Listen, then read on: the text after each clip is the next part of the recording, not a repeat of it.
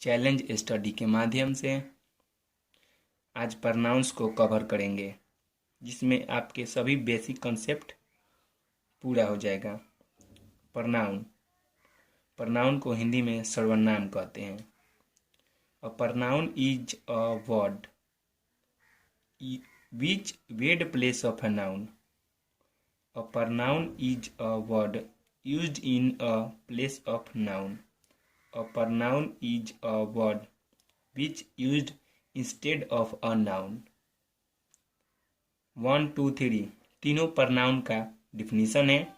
आप तीनों में से एक याद कर सकते हैं। सर्वनाम का हिंदी में डिफिनीशन जान लेते हैं। सर्वनाम एक शब्द है जो नाउन के बदले प्रयोग किया जाता है। फिर से बताते हैं, सर्वनाम एक शब्द है जो नाउन के बदले प्रयोग किया जाता है।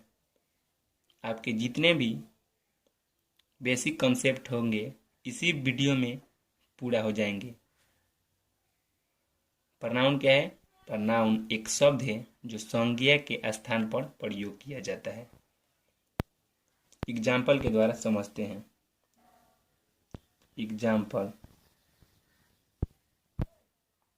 1 number example,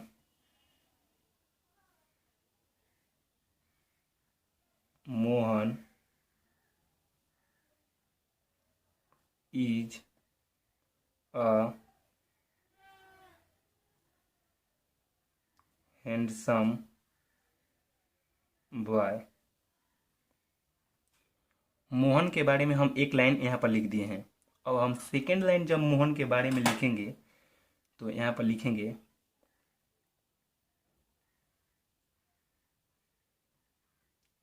he is my friend. तो यहाँ पर मोहन के बदले यहाँ पर हम ही का प्रयोग किए हैं। तो ही क्या है? यहाँ पर ही प्रनाउन है। Next example,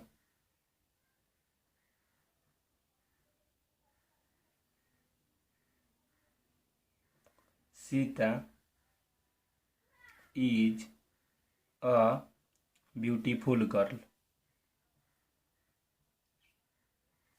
Sita is a beautiful girl. अब यहाँ पर हम जब सीता के बारे में सेकेंड लाइन लिखना चाहते हैं तो लिख सकते हैं she lives with her father.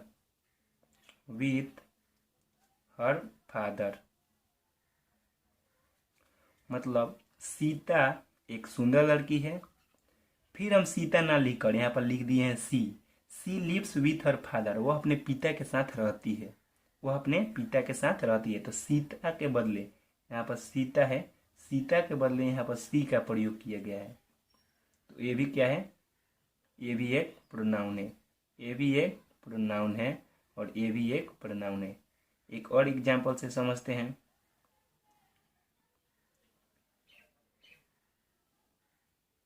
Walking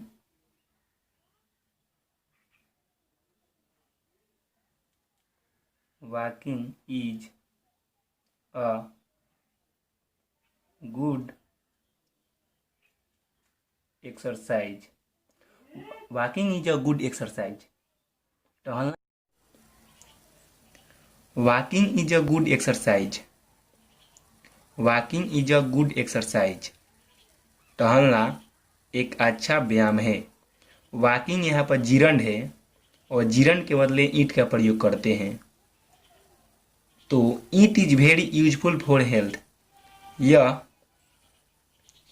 स्वास्थ्य के लिए लाभदायक है। तो वॉकिंग के बदले यहाँ पर ईंट का प्रयोग किया गया है, क्योंकि जिरंड और इन्फिनिटिव के बदले हमेशा ईंट का प्रयोग किया जाता है। To swim is a good exercise. To swim यहाँ पर एक इन्फिनिटिव है। क्या है? इन्फिनिटिव है। Is a good exercise. It keeps us healthy. यह हमें स्वस्थ बनाता है। यह हमें क्या बनाता है, स्वस्थ बनाता है। तो टू स्विम के बदले भी ईट का प्रयोग हुआ है, इसका मतलब ईट भी एक प्रोनाउन है। ईट भी एक प्रोनाउन है। अब नेक्स्ट एग्जाम्पल के द्वारा एक और कॉन्सेप्ट को पूरा करते हैं। एक और एग्जाम्पल लेते हैं। Ram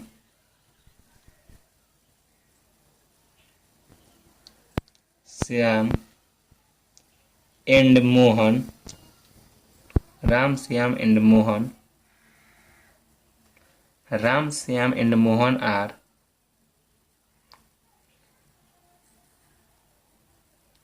going to market।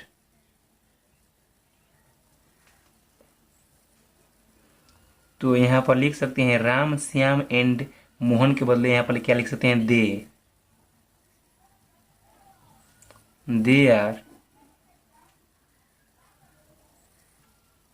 Going to buy a book. मतलब राम श्याम और मोहन बाजार जा रहे हैं। They are going to buy a book, क्या करने, तो बुक खरीदने। तो यहाँ पर दे भी हुआ प्रोनाउन। इस सारे कॉन्सेप्ट क्लियर कराकर प्रोनाउन को खत्म किया जाएगा।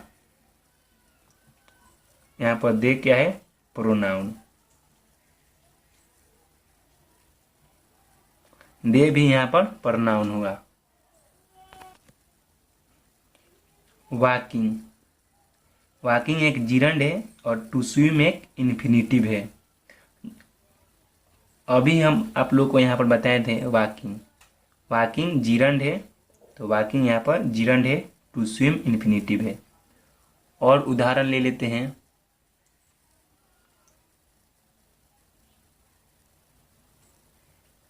गोइंग, स्लीपिंग,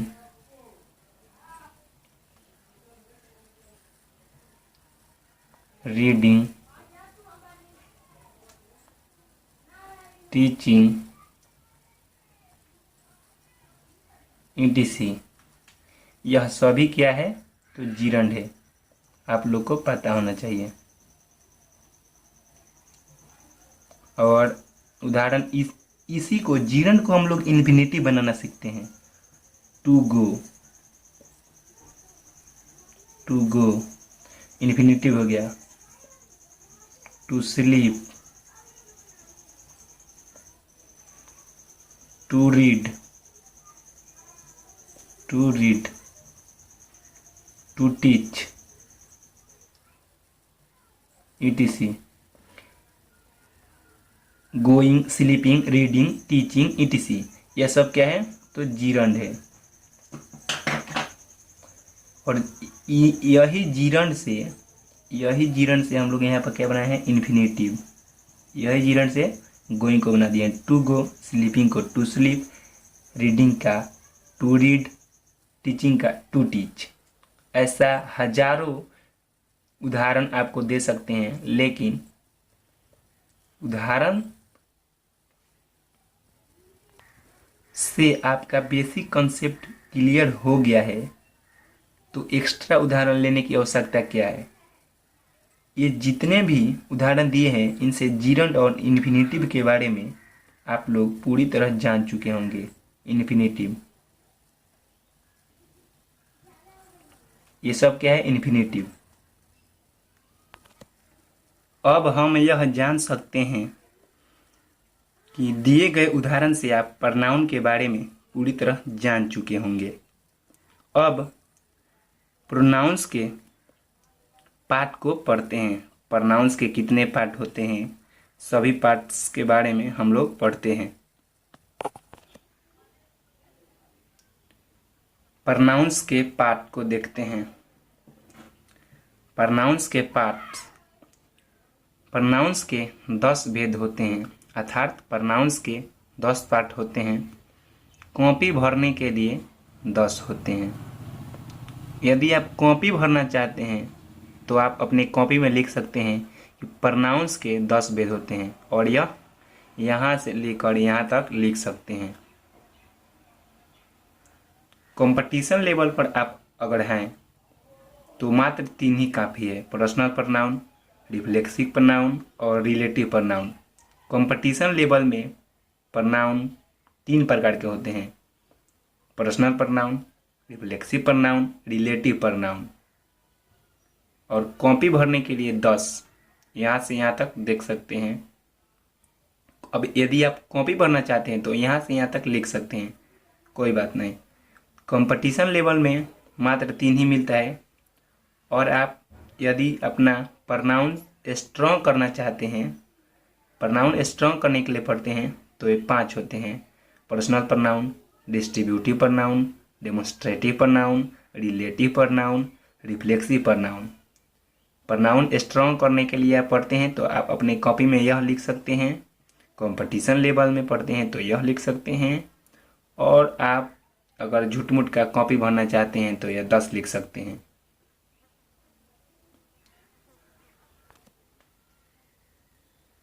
इस वीडियो में हम आप लोगों को पढ़ाएंगे प्रोनाउन स्ट्रॉन्ग करने के लिए। प्रोनाउन स्ट्रॉन्ग करने के लिए इस वीडियो में आप पढ़ेंगे कंपटीशन लेवल और प्रोनाउन स्ट्रॉन्ग करने के लिए competition level, personal pronoun, reflexive pronoun और relative pronoun. Personal pronoun, reflexive pronoun और relative pronoun. Personal pronoun, reflexive pronoun और रिलेटिव प्रोनाउन। कंपटीशन लेवल में जितने हैं ये तीनों प्रोनाउन स्ट्रॉन्ग करने के लिए आ ही जाते हैं, और डिस्ट्रीब्यूटिव प्रोनाउन और डेमोन्स्ट्रेटिव प्रोनाउन प्रोनाउन स्ट्रॉन्ग करने के लिए है। तो यह 5 आप लोग को पढ़ना है, 1 2 3 4 5। ये 5 आप इस वीडियो में पढ़ेंगे जो कि प्रोनाउन स्ट्रॉन्ग करने के लिए है। कंपटीशन लेवल के भी पढ़ना चाहते हैं तो यह 3 personal pronoun, reflexive pronoun, relative pronoun इसी में आ जाते हैं। तो पढ़ते हैं पर्सनल प्रोनाउन। प्रोनाउन स्ट्रॉन्ग करने के लिए,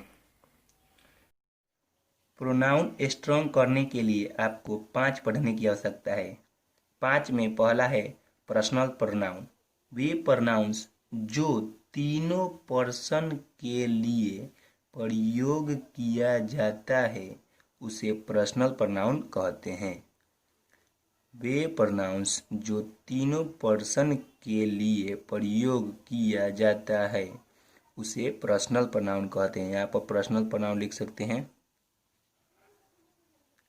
यहाँ पर तीनों पर्सन लिखे हैं, इसे समझना आवश्यक है। तीनों पर्सन में फर्स्ट पर्सन, सेकंड पर्सन और थर्ड पर्सन, इन्हीं तीनों को मिलाकर यहाँ पर लिखा गया है तीनों पर्सन। फर्स्ट पर्सन का उदाहरण है आई वी, सेकंड पर्सन का उदाहरण है यू, थर्ड पर्सन का उदाहरण है ही, सी, इट, दे, एक वचन नाम। फर्स्ट पर्सन किसे कहते हैं? जो बोलता है उसे फर्स्ट पर्सन। जैसे मैं बोल रहा हूँ तो मैं फर्स्ट पर्सन हूँ। सेकंड पर्सन, आप सुन रहे हैं तो आप सेकंड पर्सन हुए। थर्ड पर्सन, जिसके बारे में बात किया जाता है उसे थर्ड पर्सन कहते हैं। जैसे अभी प्रोनाउन के बारे में बात किया जा रहा है तो प्रोनाउन के बदले ईट लगाकर कह सकते हैं कि प्रोनाउन थर्ड पर्सन हुआ। यहाँ के लिए कह सकते हैं अगर ही मतलब किसी लड़के के बारे में बात किया जाए तो वहाँ पर ही भी थर्ड पर्सन हुआ। किसी लड़की के बारे में बात की जाए तो सी भी थर्ड पर्सन हुआ। बहुत सारे लोगों के बारे में बात किए जा रहे हैं तो वो भी थर्ड पर्सन हुआ। अगर एक वचन नाम और अगर किसी व्यक्ति के बारे में बात किया जा रहा है और हम और आप बात कर रहे हैं तो किसी व्यक्ति जिसके बारे में बात किया जा रहा है वह थर्ड पर्सन हुआ।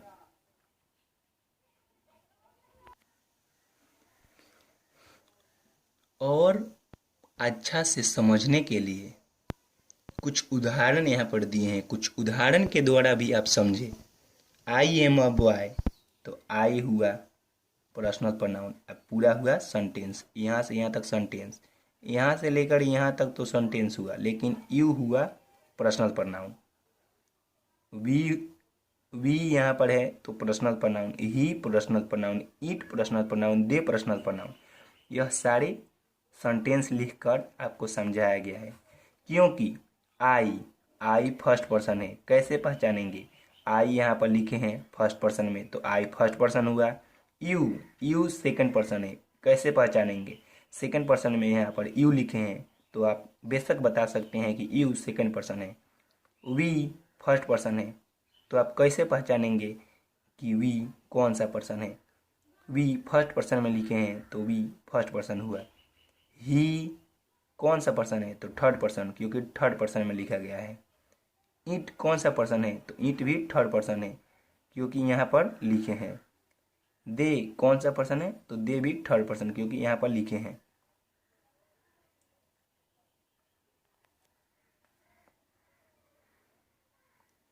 Forms of personal pronouns. Forms of personal pronoun. Personal pronoun को और बेसिक से समझने के लिए यहाँ पर उदाहरण दिए गए। फिर यहाँ पर हम लिखे हैं nominative case, possessive case, objective case, और यहाँ पर लिखे हैं person. First person, second person, third person. I we अभी बताएं आप लोगों को कि फर्स्ट पर्सन है। यू सेकंड पर्सन है, ये भी बता चुके हैं। He she it they third person है, यह भी बता चुके हैं। और यहाँ पर एक वचन नाम अलग से होता है थर्ड पर्सन में। और आई का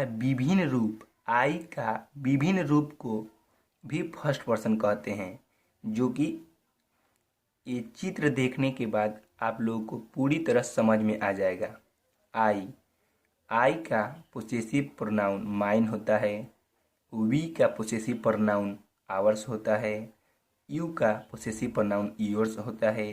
ही का पोसेसिव प्रोनाउन हीज होता है। सी का पोसेसिव प्रोनाउन हॉर्स होता है। इट का पोसेसिव प्रोनाउन नहीं होता है। दे का पोसेसिव प्रोनाउन देयर्स होता है। आई का पोसेसिव एडजेक्टिव माई होता है। वी का पोसेसिव एडजेक्टिव आवर होता है। यू का पोसेसिव एडजेक्टिव योर होता है। ही का पोसेसिव एडजेक्टिव हीज होता है। सी का पोसेसिव एडजेक्टिव हर होता है। इट का पोसेसिव एडजेक्टिव इट्स होता है। दे का पोसेसिव एडजेक्टिव देयर होता है। आई का ऑब्जेक्टिव केज मी होता है। वी का ऑब्जेक्टिव केज अस होता है। यू का ऑब्जेक्टिव केज यू होता है। ही का ऑब्जेक्टिव केस हिम होता है। सी का ऑब्जेक्टिव केज हर होता है। ईट का ऑब्जेक्टिव केज ईट होता है। और दे का ऑब्जेक्टिव केज देम होता है। अगर जितने भी उदाहरण दिए हैं इतने में से कोई एक आ जाए तो उसे आप बेशक कह सकते हैं यह पर्सनल प्रोनाउन है। और यहाँ पर लिखे हैं नॉमिनेटिव केज, तो यह भी याद कर सकते हैं कि नॉमिनेटिव केज में यह आता है I we you he she it they, nominative case में आता है। पोसेसिव केज में mine ours yours his hers theirs my our your his her its their आता है। जो कि पोसेसिव केज को दो भागों में बांटा जाता है, possessive pronoun, possessive adjective. Possessive pronoun, possessive adjective. तो यह याद ना कर कर आप यह भी याद कर सकते हैं कि पोसेसिव प्रोनाउन क्या होता है और पोसेसिव एडजेक्टिव क्या होता है। और ऑब्जेक्टिव केज में याद कर सकते हैं आई का मी, वी का अस, यू का यू, ही का हिम, सी का हर, इट का इट, दे का them.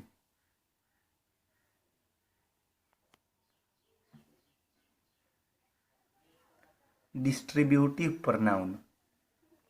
Distributive pronoun each, either और नाइदर को डिस्ट्रीब्यूटिव प्रोनाउन कहते हैं। डिस्ट्रीब्यूटिव प्रोनाउन को समझना बहुत ही आसान है। ईच, आइदर और नाइदर को डिस्ट्रीब्यूटिव प्रोनाउन कहते हैं।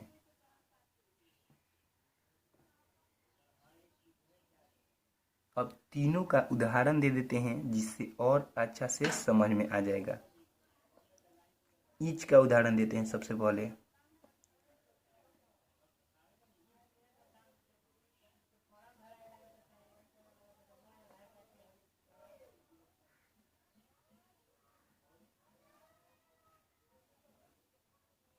Each of the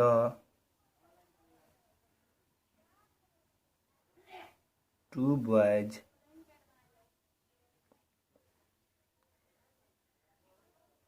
came late.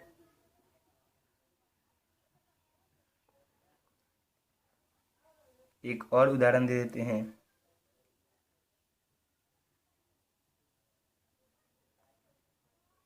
Each of three boys went there.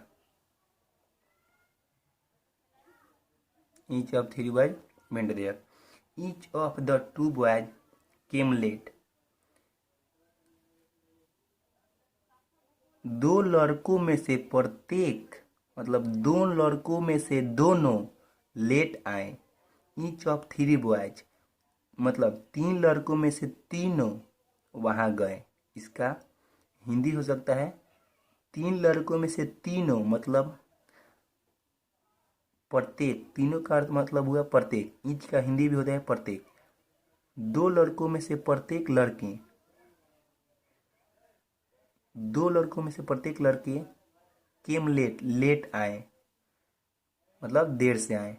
Each of three boys went there. Each of three boys went there तीन लड़कों में से प्रत्येक वहां गए। अब आइदर का उदाहरण देकर समझाते हैं। EITHER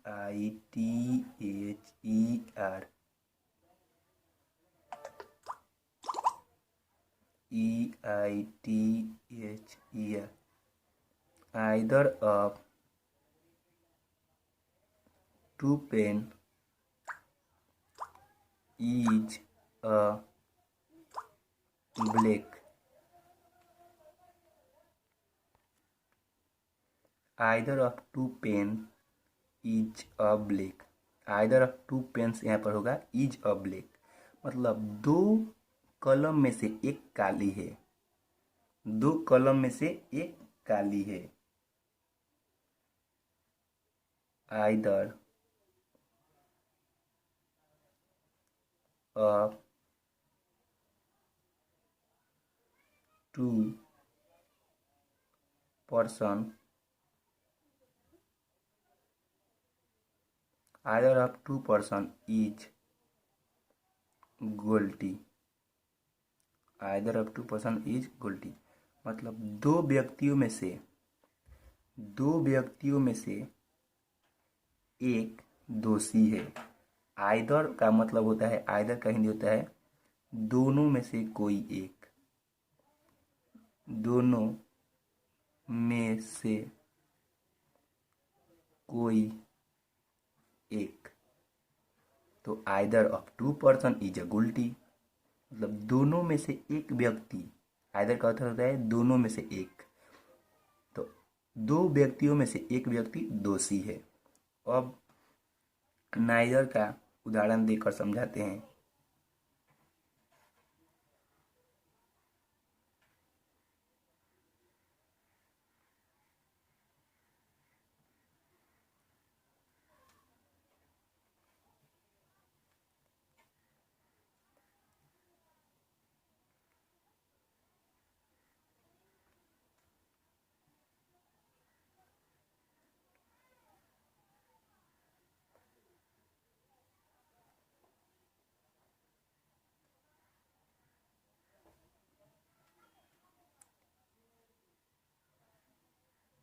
neither of these two sisters is beautiful मतलब दोनों बहनों में से कोई सुंदर नहीं है। दोनों बहनों में से कोई सुंदर नहीं है।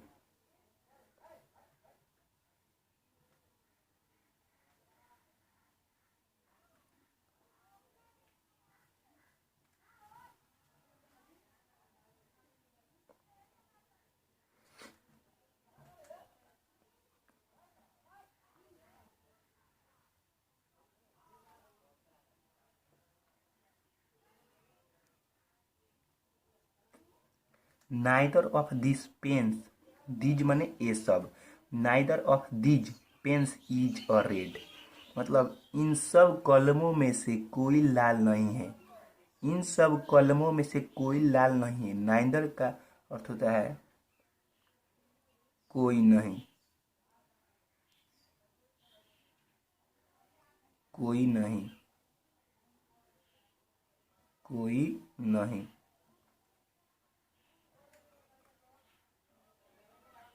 नाइदर का अर्थ है कोई नहीं। Neither of this pens is a red. इन सब कलमों में से कोई लाल नहीं है। डिस्ट्रीब्यूटिव प्रोनाउन ईच, आइदर और नाइदर को डिस्ट्रीब्यूटिव प्रोनाउन कहते हैं।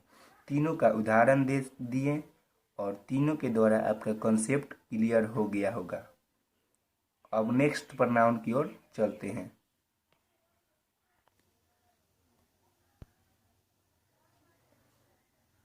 थर्ड नंबर है demonstrative pronoun. This, that, these, does को संकेतवाचक प्रोनाउन कहते हैं। डेमोन्स्ट्रेटिव का अर्थ होता है संकेतवाचक, संकेतवाचक सर्वनाम। संकेतवाचक सर्वनाम डेमोन्स्ट्रेटिव प्रोनाउन का हिंदी होता है। डिस्ट्रीब्यूटिव प्रोनाउन का हिंदी हम नहीं बताएं, अभी बता देते हैं। व्यष्टि, व्यष्टिवाचक सर्वनाम। क्या बोले? व्यष्टिवाचक सर्वनाम। दिस, दैट, दीज, दोज को संकेतवाचक सर्वनाम कहते हैं, मतलब प्रोनाउन कहते हैं। डेमोन्स्ट्रेटिव प्रोनाउन कहते हैं दिस, दैट, दीज, दोज को। इतना बार बोलने के बाद आप अवश्य इसे याद कर सकते हैं, और ना भी याद हो तो कॉपी में लिखकर याद कर सकते हैं। उदाहरण के द्वारा इसे भी समझ लेते हैं।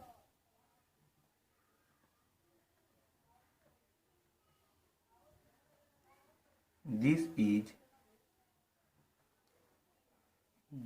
Is a book. यह एक पुस्तक है।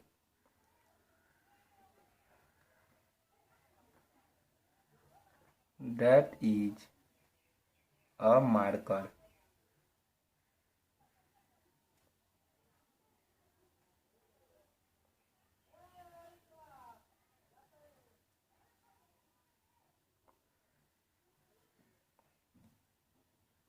These boys are not guilty. ये सब लड़के दोषी नहीं। Relative pronoun. रिलेटिव प्रोनाउन वह होता है जो दो वाक्यों को जोड़ने का कार्य करता है।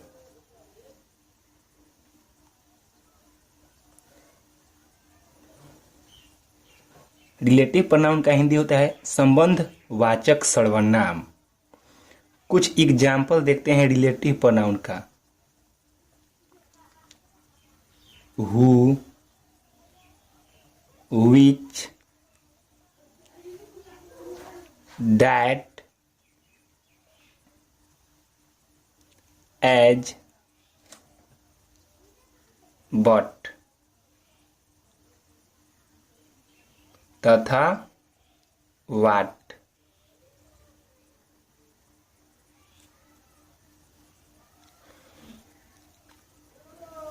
ये सभी रिलेटिव प्रोनाउन के उदाहरण हैं। कुछ एग्जाम्पल देकर आप लोग को रिलेटिव प्रोनाउन का कॉन्सेप्ट क्लियर इसी वीडियो में कर देते हैं। Example, he is Mohan. He is Mohan, वह मोहन है। हु इज माई फ्रेंड, जो मेरा दोस्त है। Who is my friend. He is Mohan, who is my friend, वह मोहन है जो मेरा दोस्त है। तो मोहन है लेकिन वो क्या है, मेरा दोस्त है। तो यहाँ पर हु के द्वारा जोड़ा गया है, तो हु यहाँ पर हुआ relative pronoun. Relative pronoun. She has bought a flat which is beautiful.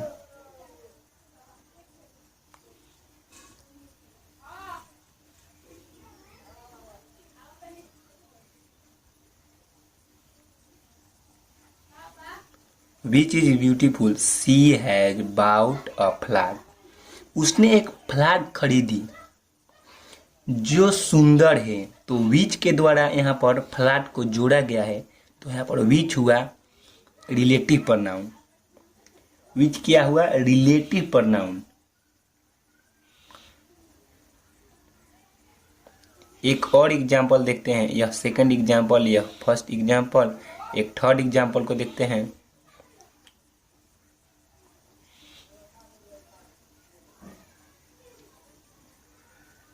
The book that is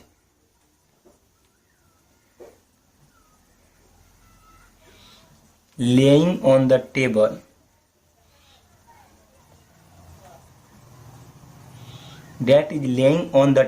is mine.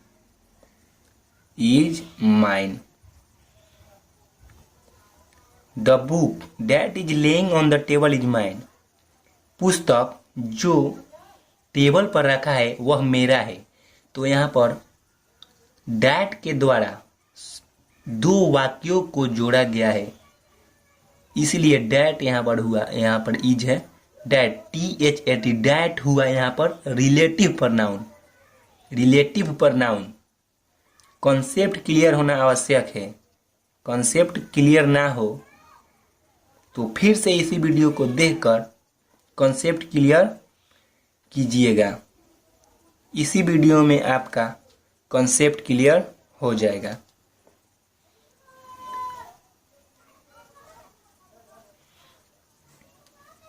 पांच नंबर प्रोनाउन है रिफ्लेक्सिव प्रोनाउन।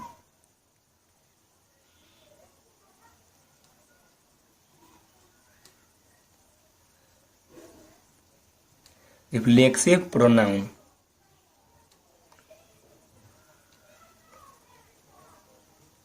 इसका हिंदी होता है निजवाचक सर्वनाम। निजवाचक सर्वनाम।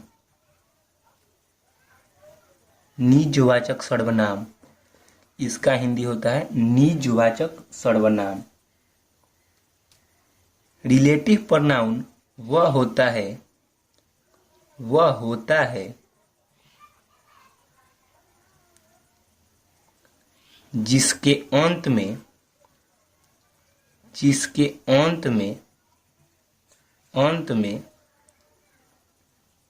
सेल्फ या सेल्वेस लगा हो। ये तो डिफिनीशन हो गया, और डिफिनीशन रट लेने से कॉन्सेप्ट क्लियर नहीं होगा, इसलिए एग्जाम्पल के द्वारा हम समझाते हैं। एग्जाम्पल के द्वारा कुछ भी समझना आसान हो जाता है। दे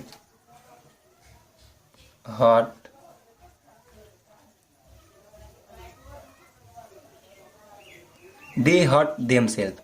वे लोग अपने आप को चोट पहुंचाएं।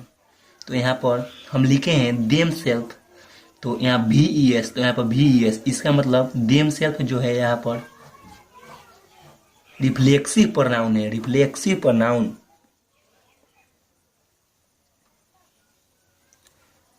सी ruined herself. She ruined herself. यह सेकेंड एग्जाम्पल है। एग्जाम्पल करोड़ों हो सकता है, आपको एक ही एग्जाम्पल से समझ लेना आवश्यक है। She ruined herself. उसने अपने आप को बर्बाद की। उसने अपने आप को बर्बाद की। तो यहाँ पर अंतिम में है सेल्फ, इसीलिए यह भी सेल्फ जो है हर सेल्फ, अंतिम में सेल्फ है तो सेल्फ के साथ जो लगा है हर, तो यह पूरा हो गया रिफ्लेक्सिव प्रोनाउन। पूरा हो गया। यहाँ पर सेल्फ से लगा है, सेल्फ के साथ देम है, तो यह पूरा हो गया देम सेल्फ्स। यह हो गया हर सेल्फ। यह भी reflexive pronoun.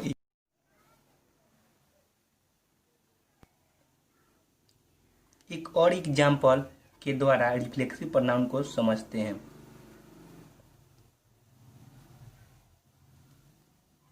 I love my self. I love my self, मैं अपने आप से प्यार करता हूँ। आई लव माई सेल्फ, तो यहाँ पर सेल्फ आ गया, सेल्फ के साथ माई जुड़ा है, तो यह भी हो गया reflexive pronoun. Reflexive pronoun, reflexive का हिंदी होता है निजवाचक। तो सब में इस सेंटेंस में they hurt themselves, she ruined herself, I love myself, यह भी रिफ्लेक्सिव प्रोनाउन है। लिख देते हैं आई लव माई सेल्फ। सब में अपने आप को कुछ न कुछ घटित किया जा रहा है, अपने आप को ही कुछ न कुछ घटित किया जा रहा है, इसलिए यह रिफ्लेक्सिव प्रोनाउन हुआ। आई एक और एग्जाम्पल देते हैं। वी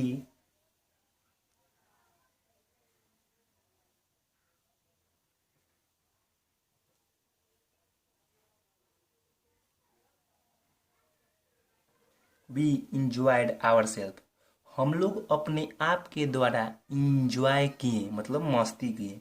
तो यहाँ पर आवर सेल्व्स, ये भी रिफ्लेक्सिव प्रोनाउन। इतना एग्जाम्पल देने के बाद आपको समझ में आ जाना चाहिए, यह फुल गारंटी है।